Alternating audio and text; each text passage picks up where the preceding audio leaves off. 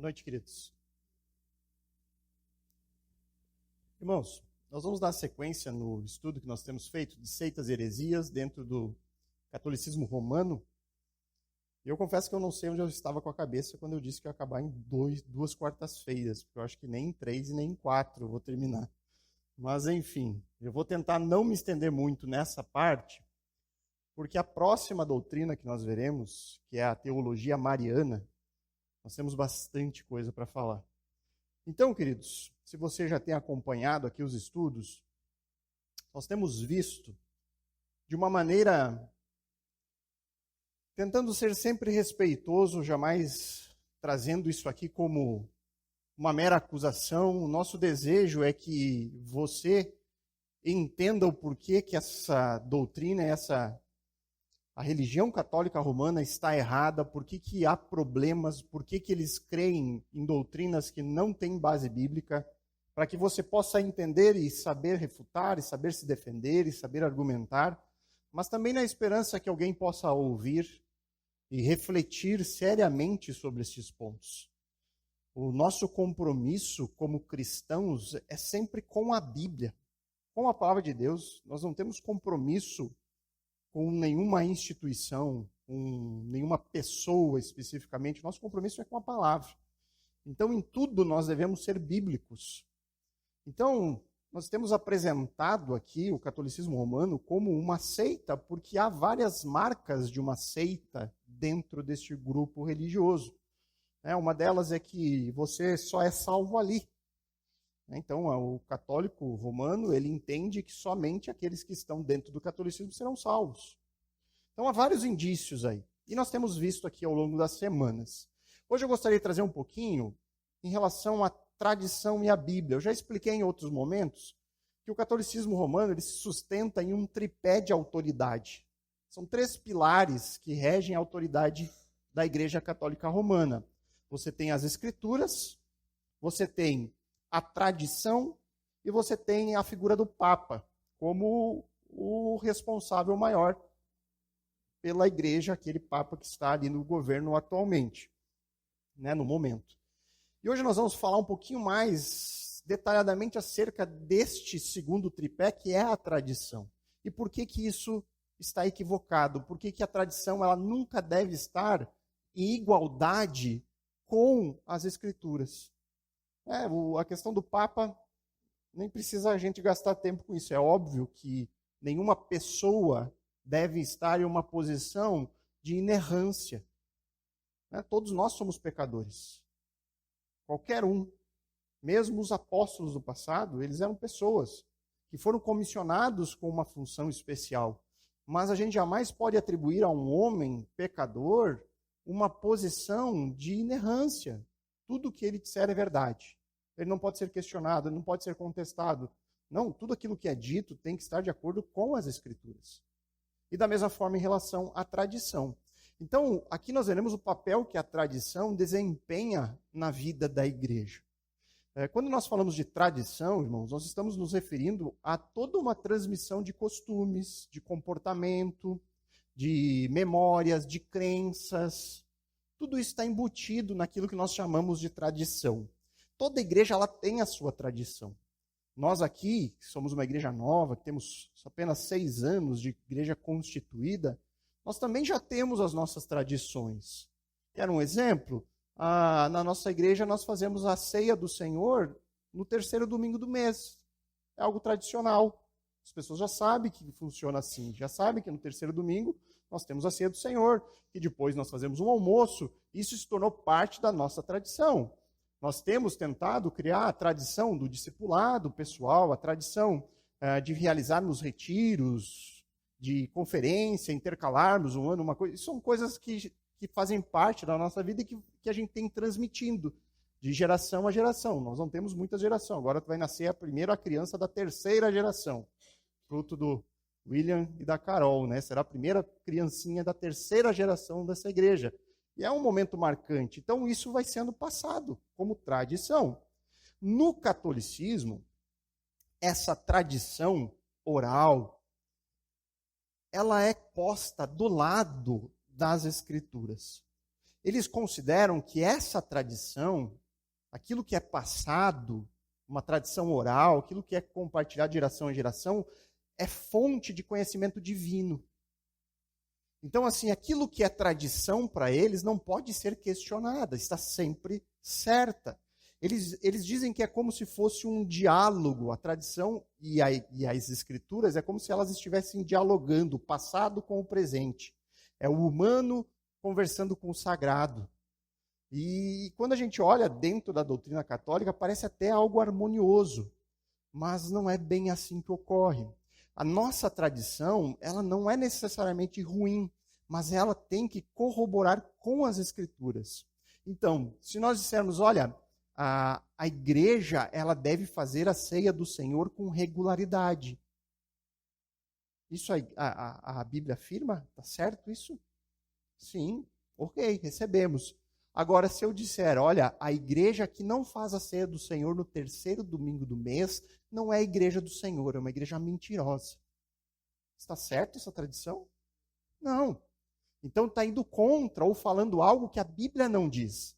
Então eu não posso impor essa nossa tradição para todos. Olha, quem não faz almoço depois da ceia está em pecado. Está entendendo? Ficou clara essa diferença? Então olha só o que eles dizem acerca da tradição. E aqui eu peguei uma declaração de um padre que falou em 1929 sobre a questão da Bíblia, sobre a maneira como ele entende a Bíblia. E olha só o que esse padre, chamado Bernhard, não sei pronunciar direito o nome, mas diz assim, abre aspas para ele, a Bíblia não é a única fonte de fé, como Lutero ensinou no século XVI. Por quê?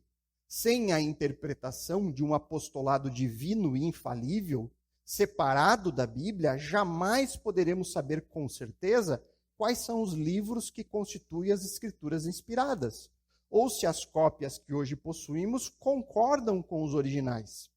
A Bíblia, em si mesma, não é mais do que letra morta, esperando por um intérprete divino. Ela não está arranjada de forma sistemática, é obscura e de difícil entendimento, como São Pedro diz sobre certas passagens das cartas de Paulo. Como ela é, está aberta a falsa interpretação. Além disso, certo número de verdades reveladas tem chegado a nós somente por meio da tradição divina. Então, olha só o que ele está dizendo. Ele diz, olha, aquilo que Lutero defendeu no século XVI, somente as escrituras, só a escritura, está errado. Por quê? Porque somente a escritura é um livro morto. Você precisa de alguém para interpretar, porque ela é difícil de entender. Você tem que ter alguém ali para te ajudar a compreender, porque nem Pedro não entendia o que Paulo escrevia.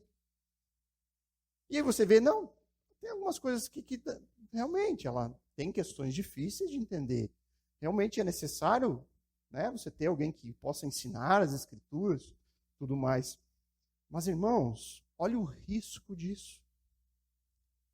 Olha o perigo desse tipo de afirmação. É por esse tipo de entendimento que o catolicismo romano, no ano de 1229, no concílio de Toulouse, eles tomaram uma medida bastante extrema. Sabe qual foi a medida que eles tomaram aqui? Proibir o uso da Bíblia entre os leigos. Ou seja, se nós seguíssemos isso aqui, você não poderia ter a sua Bíblia na sua mão agora. Eles disseram que a Bíblia precisava ficar restrita aos estudiosos. Porque isso para o seu bem. Nós estamos lhe protegendo do erro. Porque se você ler a Bíblia sozinho em casa, você vai chegar a conclusões equivocadas. Você não vai conseguir entender. E toda heresia nasce do texto bíblico. Concordamos com isso? Irmãos, é desejo de Deus que as pessoas não tenham acesso à sua palavra? É claro que não, irmãos. Nós sabemos que existe sempre o risco da má interpretação. Mas nós não podemos usar esse motivo, que pode ser justificável, como argumento para simplesmente retirar a palavra de Deus da mão das pessoas. Então, a ênfase bíblica nessa mensagem, principalmente pregada por Lutero, né, onde ele enfatizou tanto o retorno às Escrituras, devemos voltar às Escrituras, leiam as Escrituras, as traduções que foram sendo feitas, né, Lutero fazendo a tradução para o alemão, depois saiu as traduções para o inglês. Os reformadores, eles tinham um entendimento de que o camponês, a pessoa comum, deveria ter tanto acesso às Escrituras quanto o Papa. Todos deveriam ter a oportunidade de ler e conhecer Cristo por meio do texto bíblico na sua própria língua materna. Então, por conta disso, dessa ênfase do século XVI, que a igreja se viu forçada a rever essa decisão de 1229, e aí então ela passou a liberar as Escrituras para os leigos, mas somente debaixo de algumas exigências. Então, quando eles revogam essa decisão e permitem que as pessoas tenham a Bíblia, eles estabelecem três exigências básicas. Que a Bíblia que você tem deveria ser editada ou autorizada pela igreja, pelo clero. Então, qual é a Bíblia oficial do catolicismo romano? Alguém sabe?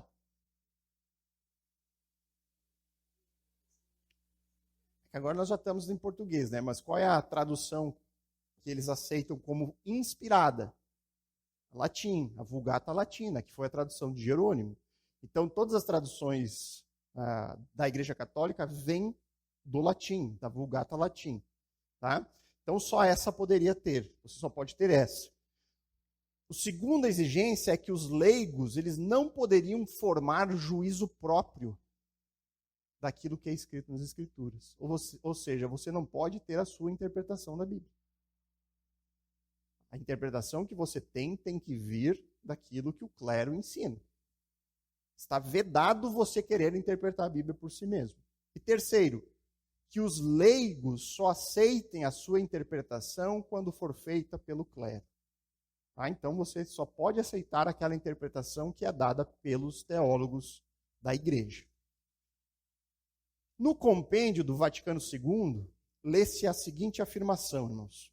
Não é através da Escritura apenas que a igreja deriva a sua certeza a respeito de tudo que foi revelado. Por isso, ambas, Escritura e tradição, devem ser aceitas e veneradas com igual sentido de piedade e reverência. Tá? Então, aqui é uma declaração formal, onde eles afirmam isso que estou aqui dizendo, né? Que há essa igualdade de autoridade. Então, não é somente a Bíblia. É a Bíblia debaixo da tradição, da interpretação que é dada pelos teólogos católicos romanos. Qual a refutação para isso? Irmãos, é o grito da reforma protestante, sola Escritura. O principal argumento é sempre que a Bíblia não ensina, o argumento católico, né? Olha, a Bíblia não ensina o sola Escritura. Mas, irmãos, a Bíblia, em diversos momentos, ela diz ser a palavra de Deus. Abra aí o texto bíblico em 2 Timóteo.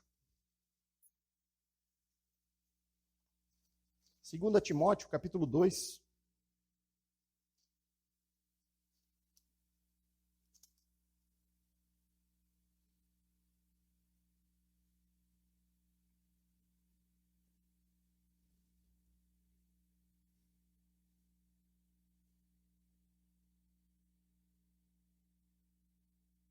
Segunda Timóteo, capítulo 2, verso 15.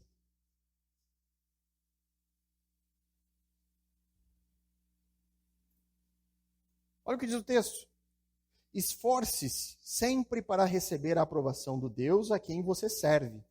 Seja um bom trabalhador, que não tem de que se envergonhar e que ensina corretamente a palavra da verdade. Ou, em outras traduções, que maneja bem a palavra da verdade. Paulo está orientando a Timóteo que ele deveria lidar de maneira correta com as Escrituras, ser hábil no entendimento e no ensino das Escrituras. E isso só pode ser feito com base no conhecimento bíblico.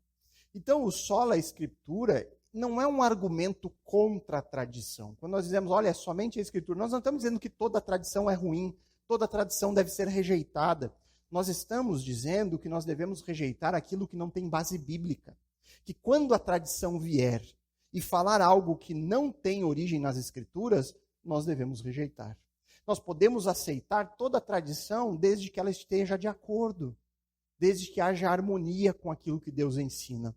Mas nós não podemos pegar uma doutrina que vem da tradição e impor ela com peso de igualdade em relação ao próprio texto bíblico. Isso é um perigo. Então a tradição não é o problema.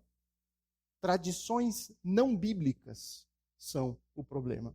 Então quando a gente vê diversos dogmas e artigos de fé que foram incluídos ao longo da história católica romana e que não tem nenhuma base bíblica, pelo contrário, contradiz muitas vezes textos bíblicos, o que nós fazemos com esses dogmas, com essas tradições, com esses artigos de fé? Devemos rejeitá-los. Devemos rejeitá-los. Jamais a tradição deve estar em pé de igualdade com as Escrituras. Ok? Não queria me estender muito aqui. Vamos para o ponto principal.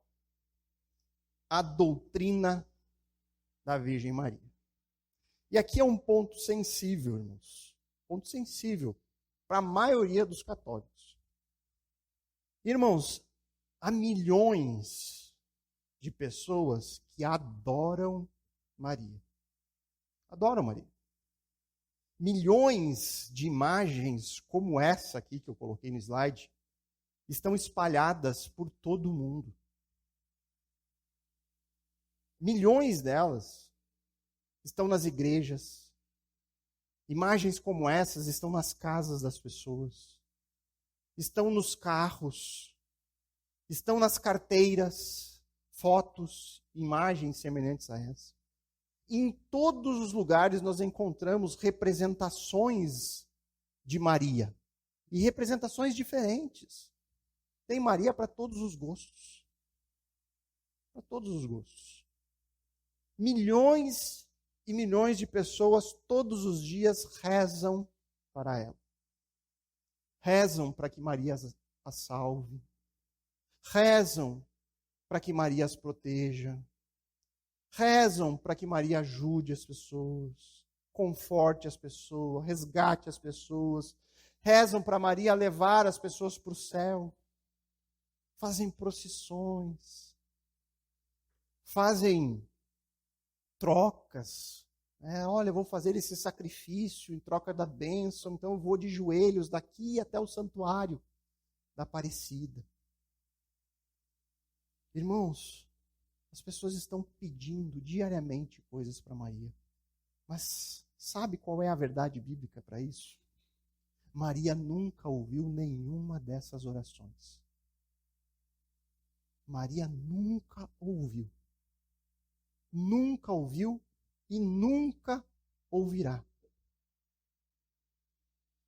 Numa definição honesta, irmãos, qualquer um chamaria isso de idolatria.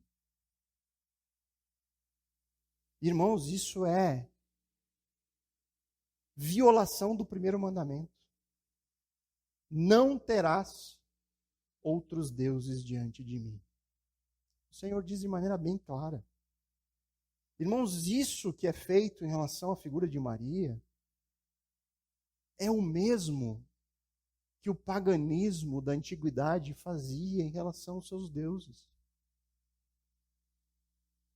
Os católicos romanos adoram Maria como se fosse Deus. E eu digo, irmãos, eles elevam Maria acima do próprio Senhor Jesus. Do próprio Senhor Jesus. Quer um exemplo claro disso? Eu sei que muita gente vai dizer, não, mas a gente não adora. Eu já vou mostrar uma oração feita por um papa para Maria e você vai me dizer se isso não é idolatria. Mas, irmãos, quer um exemplo bem claro de por que o católico coloca Maria acima de Cristo? Pegue, por exemplo, o rosário. Sabe o que é o rosário? Alguém tinha rosário? Alguém rezava o rosário? Então você vai lembrar. O rosário consiste em 20 dezenas que equivalem a 200 Ave-Marias. Dentro dessas 200 Ave-Marias são incluídas alguns Pai Nossos.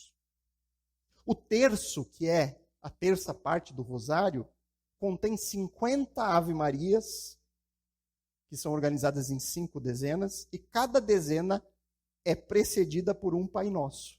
Então você tem um Pai Nosso para 10 ave-maria. Quer prova maior que essa? Quem que exerce o papel maior de primazia? Maior que Deus. Maior que o Pai.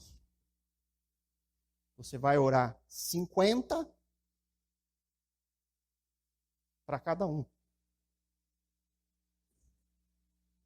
Tá entendendo? Tá, irmão? Tá bom já? Ah, é porque é difícil chegar até ela, né? Tem que insistir.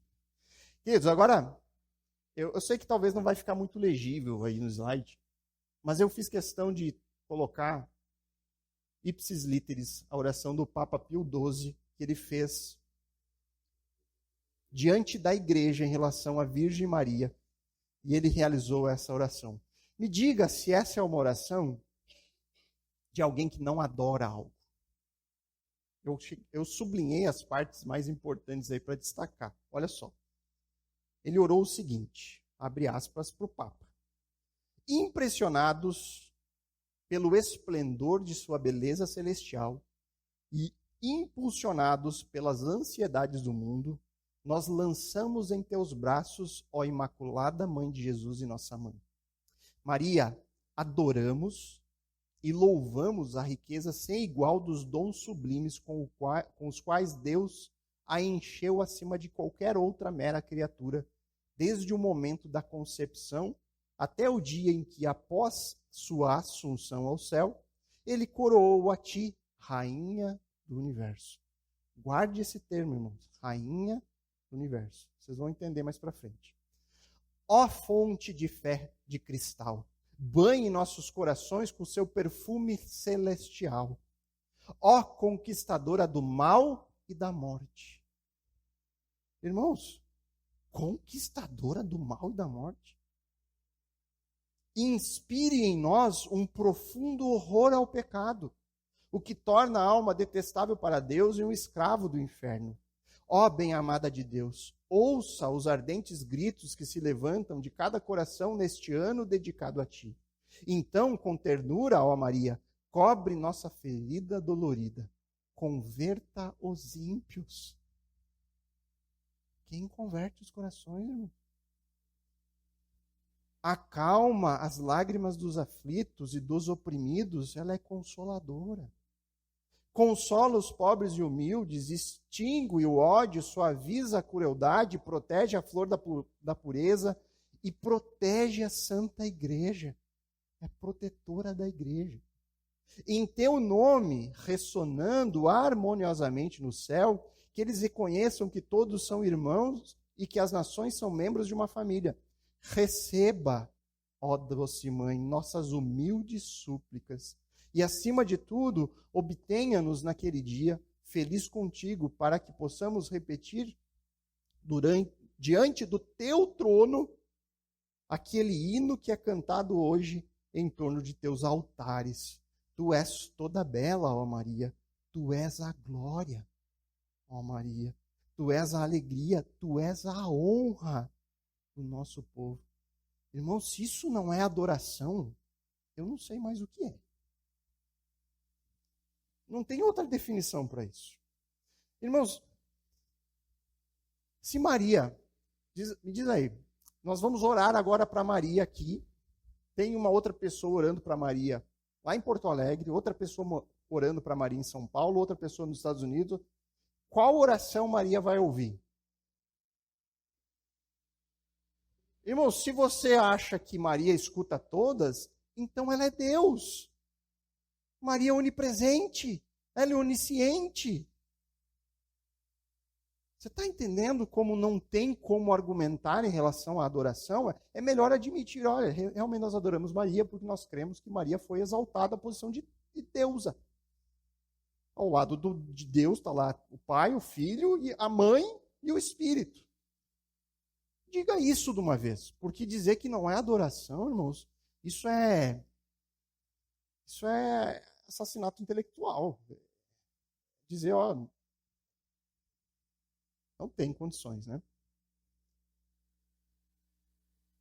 Vamos à origem. Aqui eu queria passar um pouquinho o contexto histórico de como surge isso. Porque nós não vemos isso nos primeiros séculos. Você não encontra esse tipo de declaração sobre Maria nos evangelhos, no Novo Testamento. Você não encontra nas cartas, né, geral de Paulo. Você não encontra nos pais apostólicos. Você não encontra nesses escritos dos primeiros séculos nada em relação a Maria. Na verdade, Maria some na narrativa de Atos dos primeiros capítulos. E depois ela não é nem mais citada. Então, como começa isso? Isso começa no século IV. E aí nós temos que lembrar do Édito de Milão, lá no ano 313. Eu comentei nas primeiras semanas aqui sobre esse assunto. Foi quando o imperador Constantino se converteu ao cristianismo, e aí ele promulgou o Édito de Milão, que garantiu a liberdade religiosa aos cristãos. E esse evento ele é significativo porque ele marca o momento em que o cristianismo se tornou a religião oficial do Império Romano. Lembra que eu falei que muitos pagãos se tornaram cristãos? Houve uma multidão de gente invadindo a igreja e sendo recebidas como membro, né? Um monte de paganismo. E com o paganismo aconteceu algo que é chamado de sincretismo religioso. Já ouviu falar sobre sincretismo religioso? Irmão, sincretismo religioso é quando duas religiões elas se misturam e formam uma coisa nova. Elas pegam uma parte de cada um, vão lá e criam uma coisa diferente. Isso aconteceu em relação ao que se tornou o catolicismo depois da entrada do Império Romano e das pessoas pagãs entrando. Muitas coisas pagãs se tornaram cristãs. Sabiam? Alguns exemplos disso. Muitas festas pagãs se tornaram festas cristãs. Quer um exemplo? O Natal. O Natal era uma festa pagã. O Natal foi criado porque ele coincidia com as celebrações solsticiais do inverno. Sabe o que é o solstício do inverno? É o dia mais longo do inverno, né? Aquele que marca a virada do calendário solar. E aí, a partir daquele dia, o sol começa a nascer todo dia um pouquinho mais cedo. Nós estamos nesse processo agora, né? Foi em julho, e agora está cada pouco o dia fica mais longo. Então, lá no hemisfério norte, eles comemoravam no final de dezembro essa festa. Era lá pelo dia 20 a 25 de dezembro. E aí, então, era um momento onde eles celebravam que, ainda em trevas, porque é a noite mais longa, mas que começaria a se reverter. Então, você tem ali, dentro dessas celebrações, por exemplo, alguns simbolismos que até hoje nós carregamos dentro das festas de Natal. Você tinha costume de acender velas e fogueiras, né? Essa era a esperança de dias mais brilhantes pela frente. Você tinha as coroas e guirlandas, sabe, né? Tem até hoje nas portas das casas, né? Aquilo ali representava a roda solar, o ciclo contínuo da vida. E aí eles faziam essas guirlandas de cipó, coisas de árvore, né? Folhas e tal, porque celebravam a questão da natureza se preparando para a primavera. Então tinha todo esse simbolismo ali. Você tinha a troca de presentes entre as pessoas, que simbolizava a generosidade, a alegria, porque um tempo festivo estava chegando, né? A primavera sempre é comemorada, né? Começa o renascimento, as coisas melhorando e tal. Tudo isso foi incorporado como uma festa cristã. E a devoção a Maria, ela ocorre nesse mesmo contexto. Ela vem como algo do paganismo. Irmãos, isso nada mais é do que a antiga forma pagã de adoração. Nas culturas antigas, e isso era abraçado dentro do paganismo romano, sempre houve algum tipo de adoração à deusa do universo. Ela podia ser chamada de Asterote, de Ísis, de Osíris no Egito. Então essa adoração à deusa pagã foi importada ao cristianismo. onde que se achou uma mulher digna ali de ser adorada como uma deusa? Pegaram a figura de Maria, a mãe de Jesus. E olha só, irmãos, isso é possível observar ainda no Antigo Testamento. Abram suas Bíblias em Jeremias 44.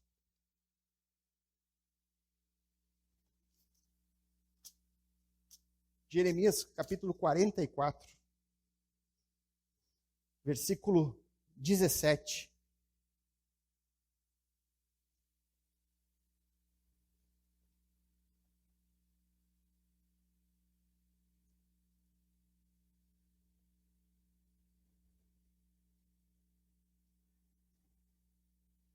Jeremias 44, 17.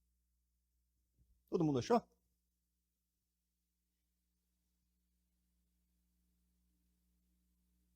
Então diz ali: faremos o que bem entendemos, queimaremos incenso e apresentaremos ofertas derramadas para a rainha do céu, como nós, nossos antepassados e nossos reis e oficiais sempre fizemos nas cidades de Judá e nas ruas de Jerusalém. Naqueles dias havia alimento com fartura, éramos prósperos e não tínhamos problema. Mas desde que paramos de queimar incenso para a rainha do céu e deixamos de adorá-la com ofertas derramadas, temos enfrentado grandes aflições e morrido por guerra e fome. Você vê já naquele tempo um culto pagão sendo destinado a uma deusa da qual eles chamam de Rainha do Céu. Se você observar nas imagens de Maria, e muitas vezes ela é representada como a Rainha do Céu, com coroa, com vários elementos nesse sentido. Olha só, irmãos, essa imagem. Essas são as deusas mãe ao longo de toda a história da humanidade. E aí eu não vou enxergar, no meu computador é pequeno. Babilônia, no Egito, Ísis. Na Grécia, Afrodite. Em Éfeso, Diana. Aí você tem a Vênus romana. Na China, Roma antiga. Você tem na cultura hindu. Aí você tem a imagem católica romana. Olha só a semelhança de muitas imagens. A mãe com a criança no colo, algumas vezes amamentando. Então você tem algo nitidamente pagão que permeou a história, sendo incluída no culto cristão, dito cristão. Você entende de onde vem isso? Irmãos, isso aconteceu não por acaso, foi por conta daquilo que nós vemos na história acontecendo. Houve um sincretismo religioso no momento em que o Império Romano coloca o cristianismo como a religião oficial do Império. E aí o paganismo inunda a igreja. Pessoas que não eram crentes, que eram pagãs, idólatras, encontram na figura de Maria um alvo de adoração que satisfazia seus desejos carnais. E aí eles entendem que agora adorar Maria eu vou poder dentro do império e vou continuar adorando a rainha do universo. É muito claro, irmãos. E abro mais um texto, vamos para Isaías, volte aí um pouquinho, está em Jeremias, volta para Isaías 44. Esse capítulo aqui ele vai falar da insensatez da idolatria.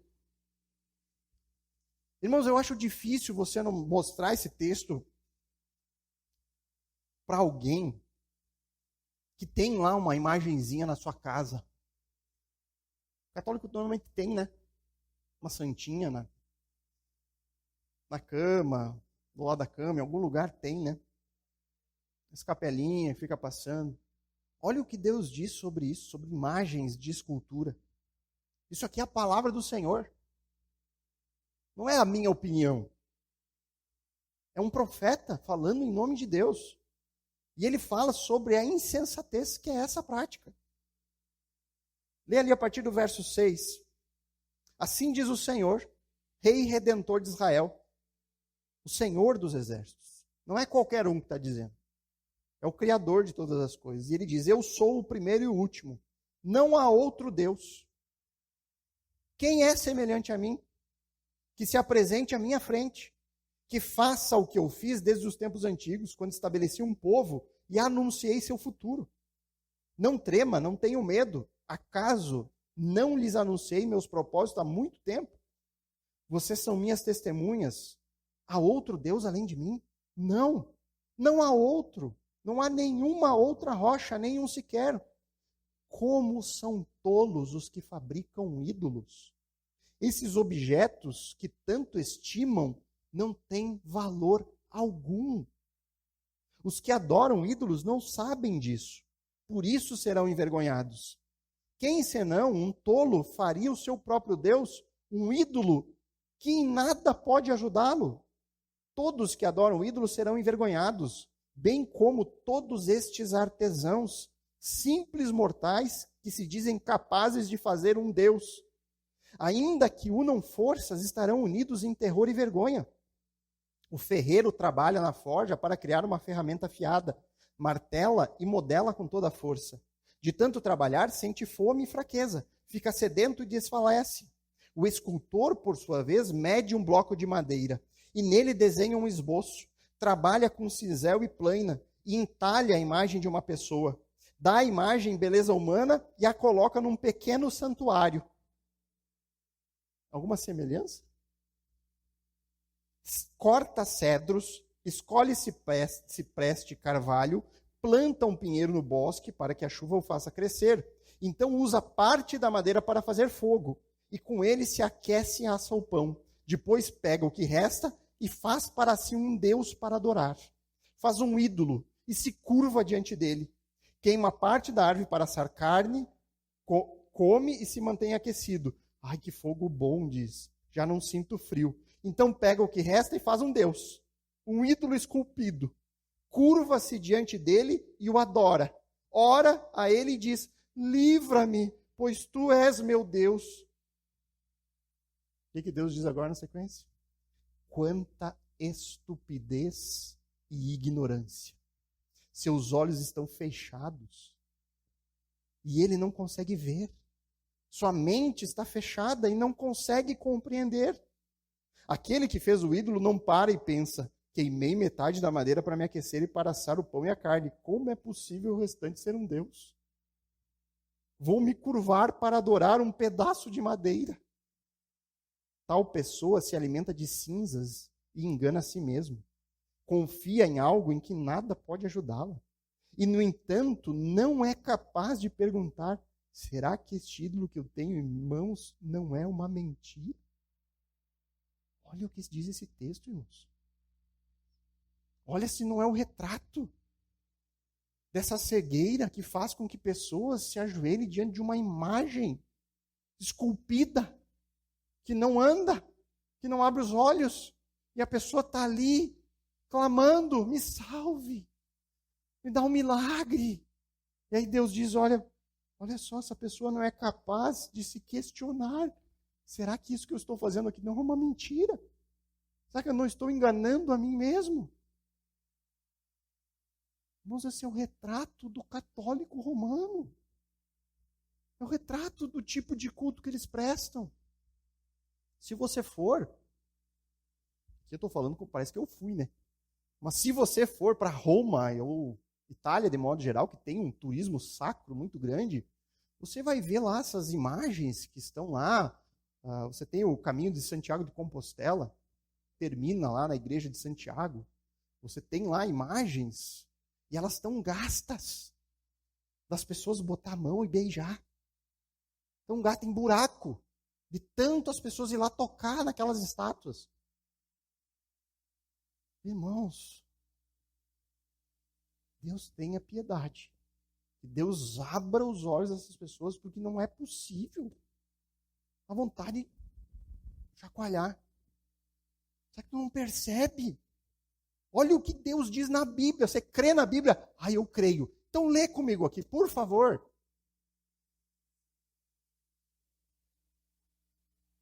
Na Bíblia católica. Está lá. É o mesmo texto que vai ter lá disponível. Cegos. São cegos. Então, a minha esperança é que Talvez alguém escute e se desperte, que Deus use isso. Mas nós temos que orar. Senhor, salva esse povo. Abre os olhos desse povo, que não é possível isso. É tão claro quando você estuda a história e você vê onde se desenrolou esse culto a Maria. É algo assim que você fica, é só uma cegueira espiritual mesmo. Realmente eu tenho que me compadecer. Porque não é uma questão só de incapacidade intelectual, é uma questão de cegueira. Cegueira completa. Completamente agarrados em falsos deuses, mortos em delitos e pecados. Então vamos falar um pouquinho da doutrina, da teologia mariana. Sabe o que é a teologia mariana? É a parte da teologia católica que eles estudam Maria, mãe de Jesus, qual é o seu papel na história da salvação. E aí dentro dessa teologia, foi decretado no Concílio Vaticano II, no ano 1961, o seguinte: os fiéis devem venerar a memória primeiramente da gloriosa sempre Virgem Maria, Mãe de Deus e de nosso Senhor Jesus Cristo. E aí, então nós vamos ver os principais dogmas presentes dentro da teologia mariana. O primeiro dos dogmas é que Maria, ela foi concebida sem pecado. Nós estudamos aqui na quarta-feira a doutrina da ramatiologia, a doutrina do pecado, e nós vimos que toda a humanidade está igualada em um quesito. Todos pecaram. Todos são pecadores. Não há nenhum justo, nenhum sequer. Alguma dúvida sobre isso? A Bíblia não ensina isso. A Bíblia ensina de maneira muito clara. Muito clara. Mas, de acordo com o dogma da Imaculada Conceição, esse dogma foi proclamado em 1854 pelo Papa Pio IX, onde ele diz o seguinte: daí não admira que nos santos padres prevalece o costume de chamar a Mãe de Deus toda santa, imune de toda mancha de pecado, como que plasmada pelo Espírito Santo e formada nova criatura. Isso está no Compêndio Vaticano II, página 105. Eles dizem que Maria não tinha a mancha do pecado original. Ela era perfeita, concebida sem pecado. Então não há pecado algum em Maria. Esse é o primeiro dogma dentro da teologia mariana. Tem base bíblica isso? Se ela fosse concebida sem pecado, ela não tinha feito a oração, o cântico do Magnificat, onde ela diz que o coração dela se alegrava, a alma exultava o Deus da sua salvação. Ela não ia considerar Deus seu salvador, se ela fosse sem pecado. Então ela não precisaria ser salva. Esse é o primeiro ponto. Depois, ela sempre foi virgem. Subiu o terceiro junto. Maria sempre virgem. O que é isso? É a doutrina da virgindade perpétua de Maria. Maria é sempre virgem. Ela era virgem antes, durante e depois do parto de Jesus. Esse dogma ele foi definido no Concílio de Latrão no ano 649. É dito no concílio: Maria sempre foi virgem. Essa é a doutrina tradicional da Igreja Católica. No entanto, isso aqui é uma declaração de um livro chamado A Igreja Católica e os Protestantes, que diz: Maria sempre foi virgem. Essa é a doutrina tradicional da Igreja Católica. No entanto, a grande maioria das igrejas protestantes afirmam que Maria não guardou a sua virgindade e teve outros filhos além de Jesus. Tem um texto? Não, tem vários textos. Depois nós vamos ver isso. Não é que eles ignoram, eles dão aquela famosa cambalhotinha. O melhor recurso dos hereges. Não, é que quando fala de irmão de Jesus, na verdade era primo, não era irmão. Depois você tem a doutrina da Assunção, ou seja, Maria foi assunta por graça de Deus ao céu. Então ela passou pelo mesmo processo que Jesus. Seu corpo e a sua alma foi transladada ao céu. E essa declaração, ela ocorreu só no século XX, pelo Papa Pio XII, mas você já encontra declarações sobre esse assunto a partir do quarto século. E você vê que todas essas declarações sobre Maria, mais espetaculares, ou que trazem algumas informações adicionais, elas são do quarto século. a partir do quarto século. Por quê? Se vocês não souberem, eu sou um péssimo professor. O que aconteceu antes do quarto século? Isso, Marco! Isso aí, quando o Império Romano abraçou o cristianismo, entrou o paganismo, a partir dali começam a surgir essas coisas. Tá? Sempre é isso, tá? Essa é a marca, bem clara. Eles também vão dizer que Maria é medianeira e intercessora. É dito, Compêndio Vaticano II, página 109.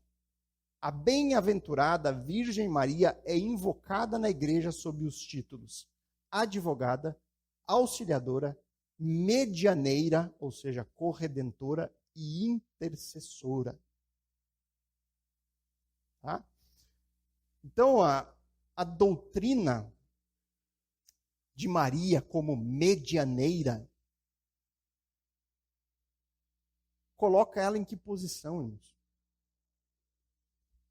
Posição de Jesus. E aí, o católico, ele vai dizer que não é que ela compete com Jesus. Ela, por causa da proximidade que ela tem de Jesus, por ser mãe, ela consegue, então, apresentar as nossas súplicas e as nossas necessidades ao filho. E aí o filho, ele continua sendo o único mediador. Mas ela, porque ela está ali juntinho, né? Ela é mãe, sempre no colinho, Jesus está sempre no colinho. Aí ela consegue sussurrar para ele, mas tem um filhinho meu muito querido lá. Ele foi de joelhos até a Aparecida.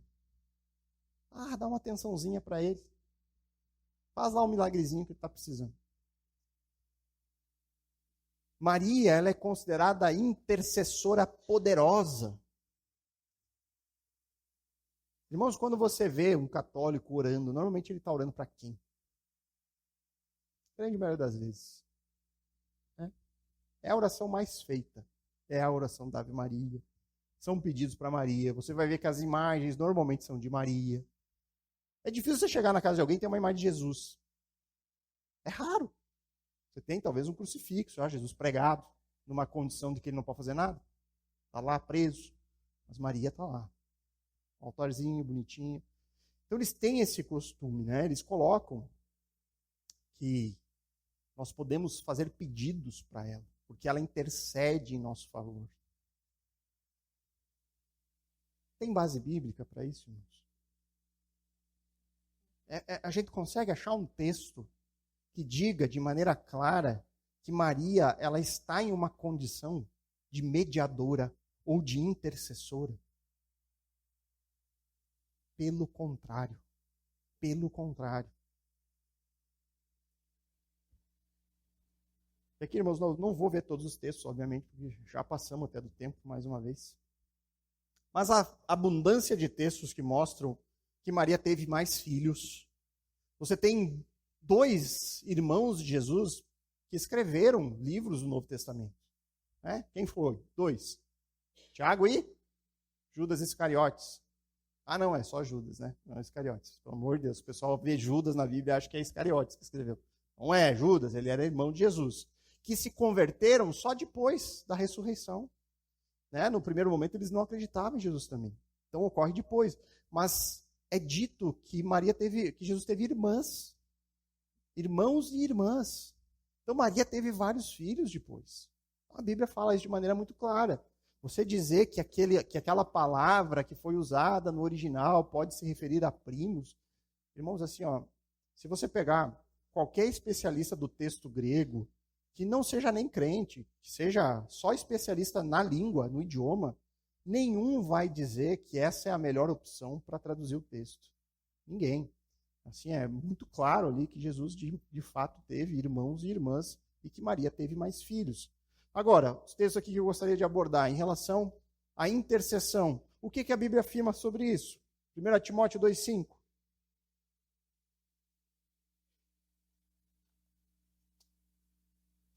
1 Timóteo 2,5. E aí a gente encerra nesses 3 textos.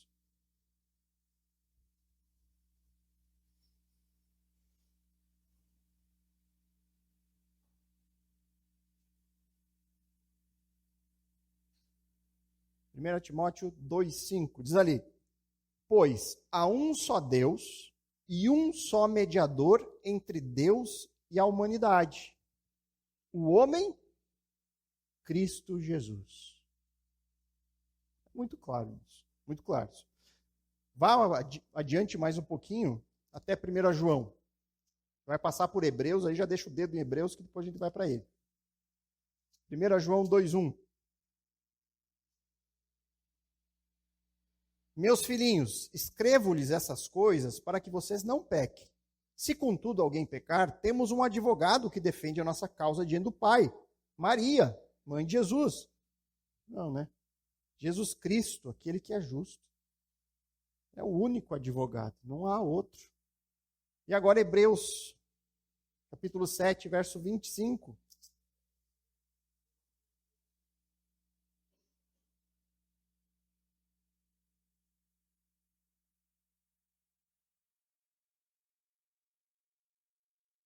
Portanto, ele é capaz de salvar de uma vez por todas aqueles que se aproximam de Deus por meio dele.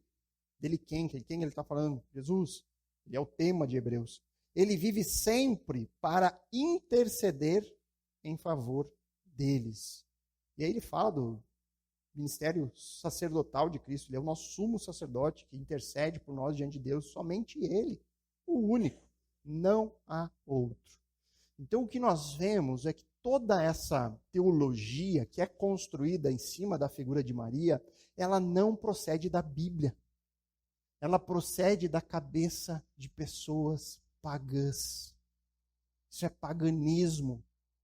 Foi introduzido, foi pego ali um personagem que se encaixasse naquele desejo que eles tinham de culto a uma deusa, a deusa do universo, e aí se apropriaram da figura de Maria e fizeram tudo isso. Maria não faz ideia. Maria está no céu hoje, não faz ideia do que estão fazendo com o nome dela. Ela não faz ideia. Um dia nós contaremos para ela. É? Totalmente. Totalmente. É paganismo. Paganismo.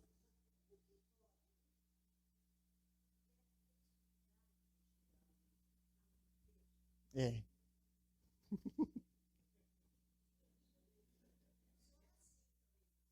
Hum.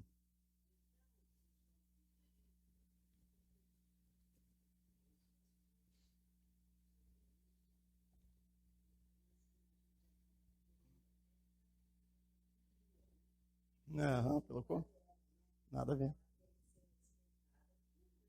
Totalmente. Ela é uma figura extremamente importante na narrativa bíblica, porque através dela Jesus veio ao mundo. Deus escolheu ela. Então, quando a Bíblia diz que ela foi agraciada por Deus, Deus viu nela uma mulher temente a Deus e quis que por meio dela viesse o Filho, né, que Jesus nascesse pelo ventre de Maria. Mas isso não faz dela de nada diferente, apenas o seu papel importante na história da redenção, né? Mas a gente não pode exaltá-la a uma condição que a Bíblia em lugar nenhum exalta. Esse é o ponto.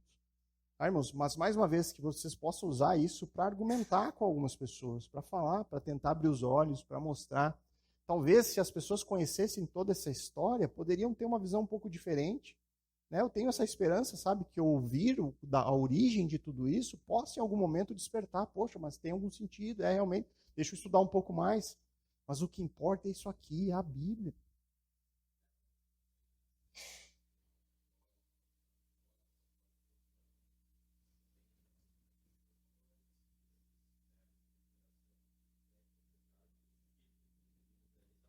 Sim. Esse é o grande problema.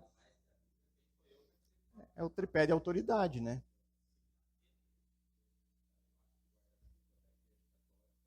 Uhum. É, é. Nosso desejo é que o Senhor possa usar disso e converter corações, né? Porque os argumentos são extremamente frágeis. Eu vi um teólogo católico defendendo a, a autoridade da igreja e a autoridade do Papa com base na sucessão apostólica, que é o que eles fazem a partir de Pedro, usando o texto de Mateus 18, que fala que aquilo que eles ligassem no céu, ligassem na terra, seria ligado no céu. E assim o Papa tem esse mesmo poder de falar aqui, está sendo autorizado no céu e vice-versa. Só que o texto, em momento algum, está dando base para isso. O texto está falando de disciplina eclesiástica, da exortação de um irmão em pecado, da igreja reunida para exortar sobre o pecado na igreja. Então, assim, se a pessoa não quiser, não tem jeito. Ela vai sempre se escorar nessas doutrinas e nesses tripés de autoridade. Mas a nossa esperança é que o Senhor faça uma obra, né?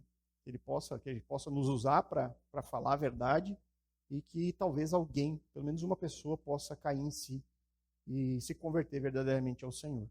Mais uma vez, nosso compromisso é com a palavra de Deus e não com tradição, não com igreja nenhuma, né? Ok? Semana que vem nós vamos falar sobre a missa e também sobre os livros apócrifos. E se Deus quiser, até o Natal eu devo terminar a doutrina do catolicismo romano. Vamos ter uma palavra de oração. Oremos.